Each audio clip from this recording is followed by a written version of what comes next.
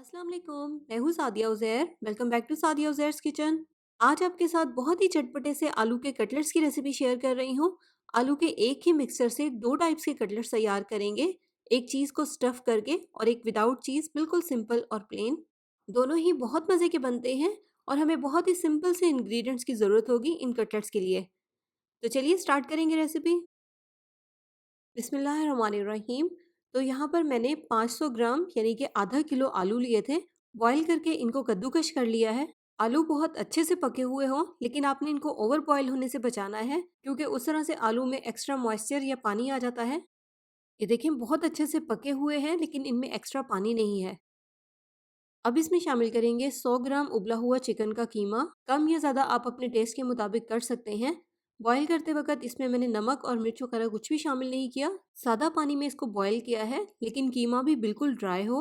इन cutlets को बनाते वक्त आपने इस बात का खास ख्याल रखना है, जो भी इंग्रेडिएंट्स या जो भी सब्जी आपने इसमें शामिल करनी है वो बिल्कुल ड्राई हो, उसमें एक्स्ट्रा पानी ना हो, वरना आपके कटलेट्स खराब हो सकते हैं।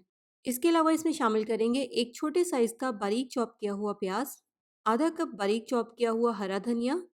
ये सब्जियां आपने बिल्कुल बारीक चॉप करके शामिल करनी है। एक चाय का चम्मच या हस्ब जायका कुटी हुई लाल मिर्च, आधा चाय का चम्मच लाल मिर्च का पाउडर, एक चाय का चम्मच चाट मसाला पाउडर, एक चाय का चम्मच भुना और पिसा हुआ जीरा, एक चाय का चम्मच भुना और कुटा हुआ धनिया, एक चाय का चम्मच या हस्ब जायका नमक, एक खाने का चम्मच बारीक चॉप की हुई सब्ज मिर्च और 1.5 खाने का चम्मच ब्रेड क्रम्स। अब इन तमाम चीज़ों को हम हाथ से बहुत अच्छे से मिक्स कर लेंगे। मिक्स करने के बाद अब कटलेट्स बनाने के लिए इस तरह से थोड़ा-सा मिक्सचर लेंगे। इस मिक्सचर को पहले इस तरह से हाथ में इकट्ठा करके अच्छे से बाइंड करेंगे और फिर इस तरह से इसकी राउंड बॉल तैयार कर लेंगे। इस तरह से प्रेस करते हुए कटलेट को शेप दे देंगे। इसका साइज़ छोटा या बड़ा आप अपनी मर्ज़ी के मुताबिक रख सकते हैं। यहाँ पर जो मैंने कटलेट तैयार किया है, इसका वेट तकरीबन 70 ग्राम है।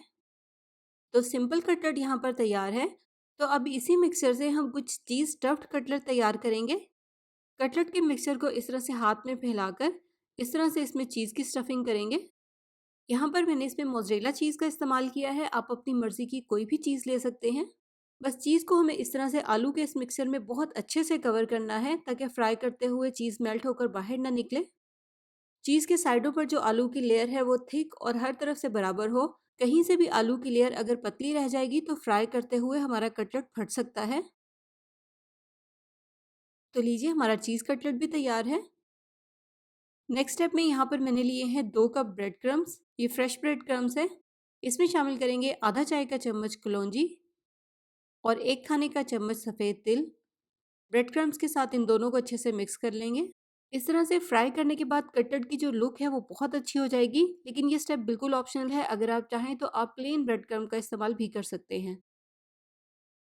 अगले स्टेप में यहाँ पर हम लेंगे 2 अंडे और इनको अच्छे से फेंट लेंगे। आप चाहें तो इसमें थोड़ा-सा नमक और काली मिर्च भी शामिल कर सकते हैं। तो नेक्स्ट यहाँ पर मैंने लिया है सिंपल प्लेन मैदा। इसमें नमक और मिर्च वगैरह कुछ भी शामिल नहीं किया, लेकिन अगर आप चाहें तो आप अपने टेस्ट के मुताबिक ऐड कर सकते हैं। अब सबसे पहले सारे कटलेट्स के ऊपर एक ही बार में हम मैदे की अच्छे से कोटिंग कर देंगे। इस तरह से कटलेट्स 1-2 मिनट के लिए पड़े रहेंगे तो मैदे की कोटिंग बहुत अच्छे से कटलेट्स के साथ स्टिक होकर सेटल हो जाएगी। और मैदा लगाने के बाद जितना भी एक्स्ट्रा मैदा है, इस तरह से हम कटलेट्स के ऊपर से इसको उतार देंगे। और ये देखिए, इस तरह से सारे कटलेट्स के ऊपर हम एक ही बार में मैदा लगा लेंगे। और नेक्स्ट स्टेप में अब हम इसके ऊपर अंडे की कोटिंग करेंगे। इस तरह से हर तरफ अंडे को अच्छे से लगाएंगे। ये देखें। और इसके बाद हम इसके ऊपर अब ब्रेड क्रम्स की कोटिंग करेंगे, जिसमें हमने कलौंजी और सफ़ेद तिल शामिल किए थे।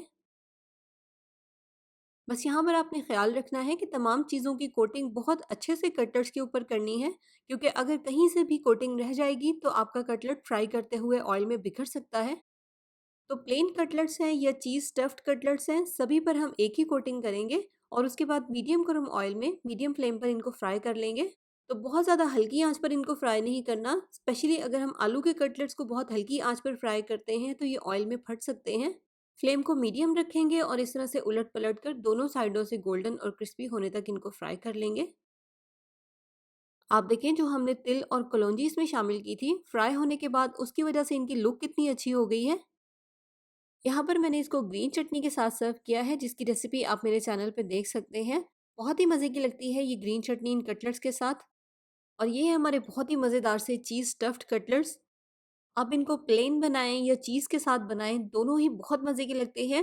रेसिपी को ज़रूर ट्राई कीजिएगा, बहुत मज़ेदार रेसिपी है। ट्राई करने के बाद अपना फीडबैक भी कमेंट सेक्शन में ज़रूर मेरे साथ शेयर कीजिएगा। वीडियो को लाइक, शेयर, चैनल को सब्सक्राइब भी ज़रूर कर लीजिएगा। अपना बहुत सा ख़्याल रखिएगा, दुआओं में याद रखिएगा। Thank you for watching. अल्लाह हाफ़िज़।